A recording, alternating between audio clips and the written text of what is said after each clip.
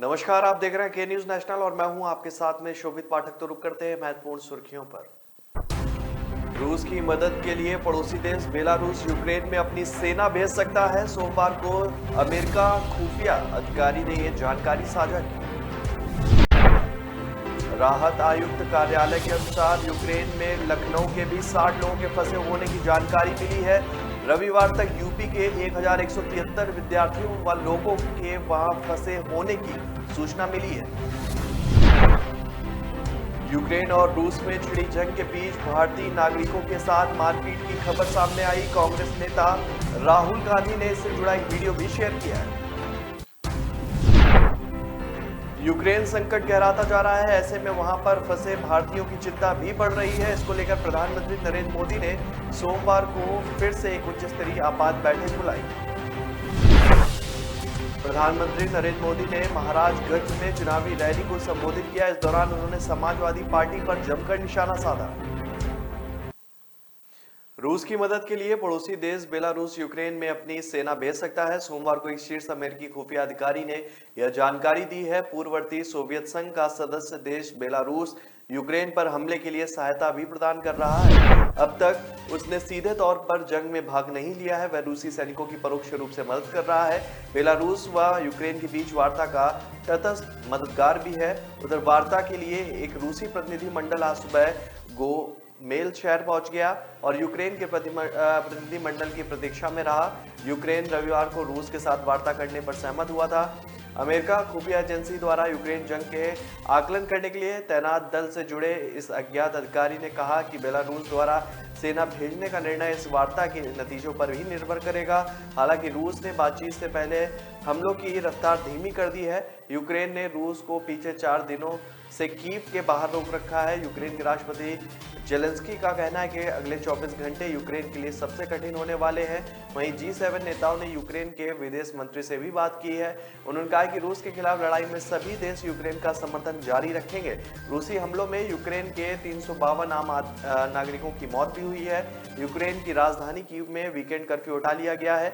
Ukraine में भारतीय दूतावास ने छात्रों के लिए एडवाइजरी भी जारी की है। छात्रों से कहा गया है कि सुरक्षित निकासी के लिए विशेष ट्रेन तैयार की गई है और इसके माध्यम से सभी छात्रा यूक्रेन के पश्चिमी क्षेत्रों में शरण ले लें और जिससे उनकी निकासी की व्यवस्था भी की जा सके। दरअसल यूक्रेन के पश्चिमी शहर रूसी आक्रमण से प्रभावित नहीं है। राहत आयुक्त कार्यालय के अनुसार यूक्रेन में लखनऊ के भी 60 लोग के फंसे होने की जानकारी सामने आ रही है। रविवार तक यूपी के 1173 विद्यार्थियों व लोगों के वहां फंसे होने की सूचना मिली। यह जानकारी वहां फंसे लोगों के परिजनों और दोस्तों के माध्यम से राहत आयुक्त कार्यालय को दी गई है। राहत आयुक्त रणवीर प्रसाद ने बताया कि सभी की जल्द वापसी के प्रयास भी किए जा रहे हैं। उन्होंने बताया कि फंसे लोगों की स्वदेश वापसी के लिए राज्य आपदा कंट्रोल रूम के माध्यम से समन्वय स्थापित कर सूचनाएं प्राप्त की जा रही हैं। इन सूचनाओं को विदेश मंत्रालय में संचालित कंट्रोल रूम को भेजा जा रहा है। साथ ही यूक्रेन, पोलैंड व रोमानिया स्थित भारतीय दूतावास के सभी सोशल मीडिया प्लेटफॉर्म के जरिए पीड़ितों तक एडवाइजरी भी पहुंचाई जा रही है। यूक्रेन और रूस में छिड़ी जंग के बीच भारतीय नागरिकों के साथ मारपीट की खबर सामने आई है। कांग्रेस नेता राहुल गांधी ने इससे जुड़ा एक वीडियो शेयर कर इसकी जानकारी दी है। उन्होंने ट्वीट करते हुए लिखा कि इस तरह की हिंसा झेल रहे भारतीय छात्रों और इस वीडियो को देखने वाले उनके परिवार के प्रति मेरी संवेदना। किसी भी अभिभावक को इससे नहीं गुजरना चाहिए। भारत सरकार को तत्काल विस्तृत निकासी योजना को फंसे हुए लोगों के साथ साथ उनके परिवारों के साथ साझा करना चाहिए। हम अपनों को नहीं छोड़ सकते। यूक्रेन में भारतीय छात्रों पर अब एक नया संकट छा गया है। पोलैंड देश की सीमा पर तैनात यूक्रेनी सेना के कुछ जवानों पर आरोप है कि उन्होंने भारतीय छात्रों के एक दल को जबरन रोकते हुए उनको पीटा और डराया धमकाया भी। घटना का शिकार हुए छात्रों के यूक्रेन में ही मौजूद एक सहपाठी ने नाम न छापने की शर्त से जानकारी दी है। यूनिवर्सिटी से एक भारतीय छात्रों के एक दल के साथ ये सब किया गया है। आरोप यह भी है कि बॉर्डर पर भारतीय छात्रों के साथ यूक्रेनी सैनिकों ने मारपीट कर एक छात्रा का हाथ तोड़ दिया, जबकि डराने के लिए फायर भी किए गए। यूक्रेन संकट गहराता जा रहा है, ऐसे में वहां फंसे भारतीयों की चिंता भी बढ़ गई है। इसको लेकर प्रधानमंत्री नरेंद्र मोदी ने सोमवार को फिर से उच्च स्तरीय आपात बैठक बुलाई। सूत्रों के मुताबिक यूक्रेन में फंसे भारतीय छात्रों की निकासी के लिए 4 केंद्रीय मंत्रियों को यूक्रेन की सीमावर्ती देशों में भेजा जा रहा है और केंद्रीय मंत्री हरदीप सिंह पुरी, ज्योतिरादित्य सिंधिया, किरण रिजिजू और जनरल वीके सिंह को यूक्रेन के पड़ोसी देशों में भेजा जा रहा है और ये मंत्री निकासी मिशन के लिए अन्य देशों के साथ समन्वय स्थापित करेंगे और वहां फंसे भारतीय छात्रों की मदद करने का काम भी करेंगे। भारतीय छात्रों की निकासी के लिए सरकार की ओर से ऑपरेशन गंगा की शुरुआत की गई है। इस मिशन के तहत अभी तक 5 फ्लाइट यूक्रेन में फंसे छात्रों को लेकर दिल्ली लौट चुकी है। सोमवार सुबह ही एक फ्लाइट में 249 छात्रों को लेकर दिल्ली पहुंची और इससे पहले 26 फरवरी को एक और 27 फरवरी को 3 फ्लाइट दिल्ली लौटी थी। इसमें रोमानिया के रास्ते इन्हें दिल्ली लाया गया है। अब तक करीब 1000 छात्रों को यूक्रेन से निकाला जा चुका है। संयुक्त सुरक्षा परिषद में भारत के बयान के मुताबिक छात्रों व अन्य लोगों को मिलाकर करीब 20,000 से ज्यादा भारतीय यूक्रेन में रह रहे हैं। भारत ने कहा है कि सभी भारतीय नागरिकों की सुरक्षित निकासी हमारा प्रयास है। अभी भी करीब 18,000 भारतीय यूक्रेन में फंसे हुए हैं। भारतीय दूतावास की ओर से लगातार इन छात्रों की सुरक्षा के लिए एडवाइजरी भी जारी की जा रही है। प्रधानमंत्री नरेंद्र मोदी ने महाराजगंज में चुनावी रैली को संबोधित किया। इस दौरान उन्होंने समाजवादी पार्टी पर जमकर निशाना साधा। उन्होंने कहा कि ये घोर परिवारवादी लोग गरीबों के लिए कभी नहीं सोचते हैं। अगर ये बीमार पड़ते हैं तो इलाज के लिए विदेश चले जाते हैं, लेकिन गरीबों के इलाज के लिए मोदी ने योजना चलाई और ये घोर परिवारवादी अपने बच्चों को पढ़ाने के लिए विदेश भेजते हैं, लेकिन गरीबों के लिए नहीं सोचते हैं। हम अब ऐसी शिक्षा नीति लेकर आए हैं जिसकी मदद से बिना अंग्रेजी पढ़े गरीब घर के बच्चे डॉक्टर बन सकते हैं। उत्तर प्रदेश के महाराजगंज में प्रधानमंत्री नरेंद्र मोदी चुनावी रैली को संबोधित कर रहे थे। यहां उन्होंने कहा कि भारत में बनी जिस कोरोना वैक्सीन पर हिंदुस्तानी को गर्व होना चाहिए था, उस वैक्सीन के खिलाफ इन परिवारवादियों ने देश के गरीबों को भड़काने की कोशिश की। प्रधानमंत्री नरेंद्र मोदी आज महाराजगंज में चुनावी जनसभा को संबोधित कर रहे थे। उन्होंने प्रधानमंत्री की सभा जो है डॉक्टर भीमराव अंबेडकर राजकीय महाविद्यालय के मैदान में हुई। इसके अलावा गृह मंत्री अमित शाह और मुख्यमंत्री योगी आदित्यनाथ आज रोड शो भी करने वाले हैं। तो ब्रेक पर जाने से पहले रुक करते हैं महत्वपूर्ण सुर्खियों पर। रूस की मदद के लिए पड़ोसी देश बेलारूस यूक्रेन में अपनी सेना भेज सकता है। सोमवार को अमेरिका खुफिया अधिकारी ने यह जानकारी साझा की। राहत आयुक्त कार्यालय के अनुसार यूक्रेन में लखनऊ के भी 60 लोगों के फंसे होने की जानकारी मिली है। रविवार तक यूपी के 1173 विद्यार्थियों व लोगों के वहां फंसे होने की सूचना मिली है। यूक्रेन और रूस में छिड़ी जंग के बीच भारतीय नागरिकों के साथ मारपीट की खबर सामने आई। कांग्रेस नेता राहुल गांधी ने इससे जुड़ा एक वीडियो भी शेयर किया है।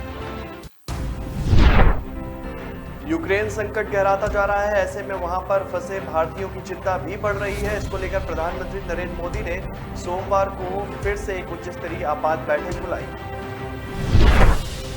प्रधानमंत्री नरेंद्र मोदी ने महाराजगंज में चुनावी रैली को संबोधित किया। इस दौरान उन्होंने समाजवादी पार्टी पर जमकर निशाना साधा। न ऐश का न द्वेष का, यह दंगल है देश का। सुलगती समस्याओं के झुलसते सवालों का होगा दंगल देश का। प्रशासन के प्रश्नों को लेकर होगा दंगल देश का। शिक्षा, स्वास्थ्य, समाज, कानून और व्यवस्था के आज क्या है हालात।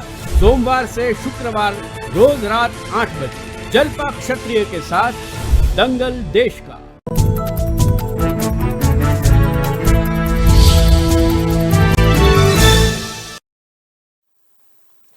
ब्रेक के बाद फिर स्वागत है आपका। रुक करते हैं आगे की महत्वपूर्ण खबरों पर। देश में कोरोना महामारी का प्रकोप तेजी से कम होता जा रहा है। संक्रमितों की संख्या में जहां भारी कमी देखी जा रही है, वहीं मृतकों का आंकड़ा भी अब तेजी से कम हो रहा है। स्वास्थ्य मंत्रालय द्वारा जारी आंकड़ों के अनुसार बीते 24 घंटे में कोरोना के 8013 मामले जो हैं वो सामने आए हैं। इस दौरान 119 लोगों की मौत हुई है, जो कि कल की तुलना में 124 कम है। सबसे बड़ी राहत की बात यह है कि देश में अब 1.2 लाख सक्रिय मामले ही बचे हैं। सक्रिय मामलों में भारी कमी का मतलब है कि कोरोना संक्रमित मरीज जो है वो तेजी से स्वस्थ हो रहे हैं। वहीं महामारी की शुरुआत से अब तक स्वस्थ होने वाले कुल मरीजों की संख्या 4.23 करोड़ हो गई है। रोजाना संक्रमण दर की बात करें तो यह केवल 1.11% रह गई है, जो कि राहत भरी खबर है। देश में कोरोना से स्वस्थ होने वाले लोगों की दर 98.56% पर बनी हुई है। समाजवादी पार्टी के राष्ट्रीय अध्यक्ष अखिलेश यादव ने देर रात रोड शो निकालकर ताकत का एहसास कराया। नेताजी सुभाष चंद्र बोस मैदान से शुरू रोड शो गोलघर काली मंदिर तक गया और करीब 5 किलोमीटर तक जगह जगह अखिलेश के समाजवादी विजय रथ का स्वागत किया गया। इस दौरान लोगों ने छतों से फूल भी बरसाए। रथ यात्रा के दौरान समर्थक रथ के आगे पीछे झंडा लिए दौड़ते रहे। काफिला जहां से भी गुजरा अखिलेश और समाजवादी पार्टी जिंदाबाद के नारे गूंजते रहे। घरों की छतों से रथ पर फूल बरसाए गए। लोगों ने दुकानों घरों के गेट पर खड़े होकर अखिलेश का स्वागत किया। रोड शो के रूट पर पड़ने वाले सभी चौराहों पर थोड़ी थोड़ी देर के लिए जो रथ था वो रुकता रहा। अखिलेश ने रथ के गेट पर खड़े होकर सभी का अभिवादन स्वीकार किया है और हाथ जोड़कर हौसला अफजाई भी की है, हाथ भी मिलाया, ऑटोग्राफ भी दिए, बड़े बुजुर्गों का हाल भी पूछा। पार्टी के उम्मीदवारों के पक्ष में मतदान की अपील भी उन्होंने की। साथ ही छोटे बच्चों को दुलारा भी। अखिलेश यादव की विजय रथ यात्रा वो सूरजकोट फ्लाईओवर से होते हुए दुर्गाबाड़ी चौक, गंगेत चौक, तिवारी हाता होते हुए जटाशंकर चौक, धर्मशाला चौक तक पहुंची और करीब 5 किलोमीटर लंबे रूट को तय करने में करीब 3 घंटे का समय लग गया। नेताजी सुभाष चंद्र बोस मैदान से विजय रथ शाम को 6:10 तक चला और करीब 7:40 दुर्गाबाड़ी चौक पर पहुंचा और इसी तरह रुक रुक कर ये रोड आगे चलता रहा। पश्चिम बंगाल के निकाय चुनाव में हिंसा व कथित धांधली के विरोध में भाजपा ने सोमवार को 12 घंटे का बंद बुलाया है। पार्टी ने इन चुनावों का मजाक बनाते हुए पश्चिम बंगाल सरकार के खिलाफ आंदोलन का ऐलान किया है। बंद के चलते ट्रेनें जहां यथावत चल रही हैं, वहीं सरकारी व निजी बसों का सीमित संचालन किया जा रहा है। इससे आवाजाही पर असर पड़ सकता है। इस बीच राज्यपाल जगदीप धनखड़ ने चुनाव आयुक्त सौरभ दास को तलब किया है। बंगाल सरकार ने कहा कि दास दोपहर बाद राज्यपाल को रिपोर्ट देंगे। बंद सोमवार सुबह 6 बजे से शाम 6 बजे तक रहेगा। पश्चिम बंगाल में रविवार को 107 नगर पालिकाओं के चुनाव हुए। चुनाव में 76.51% वोट पड़े। बंगाल में भाजपा ने राज्य चुनाव आयुक्त को पत्र लिखकर इन चुनाव में हिंसा व धांधली का आरोप भी लगाया। पत्र में 27 फरवरी को हुए मतदान में 108 नगर पालिकाओं में हिंसा, हमले, आगजनी और कानून व्यवस्था तंत्र की पूर्ण विफलता की शिकायत भी की गई है।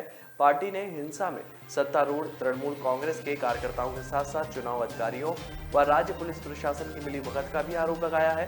पार्टी ने इन चुनाव को अमान्य करार देने का ऐलान किया है। हालांकि सत्तारूढ़ तृणमूल ने इन आरोपों का खंडन किया है।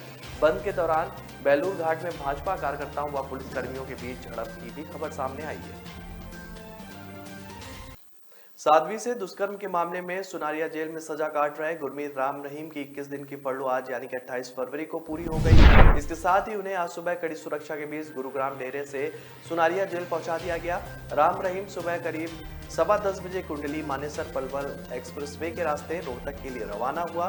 लगभग 1.5 घंटे से भी ज्यादा की यात्रा कर राम रहीम का काफिला सुबह 11:15 बजे सुनारिया जेल पहुंचा। जब राम रहीम गुरुग्राम डेरे से निकल रहा था तो उस वक्त संयुक्त पुलिस आयुक्त और डीसीपी मौके पर मौजूद थे। राम रहीम ने 21 दिन का फरलो प्रशासन की ओर से लागू की गई शर्तों के साथ पूरा किया है। कमिश्नरी की पुलिस की ओर से फरूख नगर सीमा तक पीसीआर व थाना प्रभारी को तैनात किया गया है। साथ ही उसके फरलो पूरा होने की सूचना झज्जर व रोहतक पुलिस के साथ पुलिस महानिदेशक को भी भेजी गई। जानकारों के माने तो रोजाना की अपेक्षा रविवार को डेरे पर सुबह से ही हलचल बढ़ गई थी। रविवार की रात को एक छोटी पार्टी का भी आयोजन हुआ जिसमें रिश्तेदार व करीबी दोस्त के साथ राम रहीम के शुभचिंतक शामिल है। 21 दिन में राम रहीम अपने सभी कारोबारियों और करीबियों से भी मिला। डेरे में आने वालों को देखते हुए पुलिस बल बढ़ा दिया गया था और स्थानीय प्रशासन को भी वहां पर पुख्ता व्यवस्था के लिए तैनात किया गया। कुंडा विधानसभा क्षेत्र के रयापुर पोलिंग बूथ पर रविवार को मतदान के दौरान सपा प्रत्याशी गुलशन यादव के पोलिंग एजेंट को गाड़ी में भरकर उठा ले जाने और पीटकर गंभीर रूप से घायल करने के मामले में पूर्व मंत्री और कुंडा के निवर्तमान विधायक रघुराज प्रताप सिंह उर्फ राजा भैया के खिलाफ कुंडा कोतवाली में SC/ST एक्ट के तहत विभिन्न धाराओं में मुकदमा दर्ज किया गया है। रविवार को रयापुर मतदान केंद्र में समाजवादी पार्टी के प्रत्याशी गुलशन यादव के समर्थक राकेश कुमार को कुछ हमलावर गाड़ी में भरकर उठा ले गए थे और मारपीट कर घायल कर दिया था। एजेंट ने राजा भैया के इशारे पर जनता सत्ता दल और लोकतांत्रिक कार्यकर्ताओं पर मारपीट करने का आरोप लगाया था। तो ब्रेक पर जाने से पहले रुक करते हैं महत्वपूर्ण सुर्खियों पर। रूस की मदद के लिए पड़ोसी देश बेलारूस यूक्रेन में अपनी सेना भेज सकता है। सोमवार को अमेरिका खुफिया अधिकारी ने यह जानकारी साझा की। राहत आयुक्त कार्यालय के अनुसार यूक्रेन में लखनऊ के भी 60 लोगों के फंसे होने की जानकारी मिली है। रविवार तक यूपी के 1173 विद्यार्थियों व लोगों के वहां फंसे होने की सूचना मिली है। यूक्रेन और रूस में छिड़ी जंग के बीच भारतीय नागरिकों के साथ मारपीट की खबर सामने आई। कांग्रेस नेता राहुल गांधी ने इससे जुड़ा एक वीडियो भी शेयर किया है। यूक्रेन संकट गहराता जा रहा है, ऐसे में वहां पर फंसे भारतीयों की चिंता भी बढ़ रही है। इसको लेकर प्रधानमंत्री नरेंद्र मोदी ने सोमवार को फिर से एक उच्च स्तरीय आपात बैठक बुलाई। प्रधानमंत्री नरेंद्र मोदी ने महाराजगंज में चुनावी रैली को संबोधित किया। इस दौरान उन्होंने समाजवादी पार्टी पर जमकर निशाना साधा। न ऐश का न द्वेष का, यह दंगल है देश का। सुलगती समस्याओं के जुलसते सवालों का होगा दंगल देश का। प्रशासन के प्रश्नों को लेकर होगा दंगल देश का। शिक्षा, स्वास्थ्य, समाज, कानून और व्यवस्था के आज क्या है हालात। सोमवार से शुक्रवार रोज रात 8 बजे जलपा क्षत्रिय के साथ दंगल देश का। ब्रेक के बाद फिर स्वागत है आपका। रुक करते हैं आगे की महत्वपूर्ण खबरों पर। आज सुबह मुंबई के कई इलाकों में पावर कट की वजह से घंटे तक लोगों को काफी परेशानी का सामना करना पड़ा। खासकर दक्षिणी मुंबई के इलाके में सुबह 10 बजे से लेकर 11 बजे तक बिजली सप्लाई बाधित रही। वहीं अब इस मामले पर आज राज्य के बिजली मंत्री नितिन राउत काफी भड़के हुए नजर आए। अकोला के एक जनसभा को संबोधित करते हुए उन्होंने बिजली बिल का भुगतान नहीं करने वाले लोगों को चेतावनी देते हुए कहा कि अगर बिजली का भुगतान नहीं किया गया तो हम कनेक्शन काटेंगे। और उन्होंने तल्ख लहजे में कहा कि कुछ लोग सरकार से कहते हैं कि हमारे लिए तय करो, हमारे लिए वह करो। वे बिजली बिल का भुगतान नहीं करते हैं, इसलिए हमें मजबूरन उनकी बिजली आपूर्ति काटनी होगी। बिजली मुफ्त नहीं है और हम माफ नहीं करेंगे। राउत ने कहा कि जब आप लॉकडाउन में घर पर बैठते थे तो लोग आपके लिए यहाँ रात दिन काम करते थे। आपने रेफ्रिजरेटर, कूलर, टीवी, लैपटॉप का इस्तेमाल किया और हमने आपको 24 घंटे बिजली की आपूर्ति प्रदान की। हमारे लोग दिन रात सड़क पर थे और उनमें से कईयों की जान भी चली गई, लेकिन बिजली भुगतान करने के समय आप लोग पीछे हट जाते हैं। मेरी सभी डिफॉल्टर से अपील है कि वे जल्द से जल्द बिजली बिल का भुगतान करें।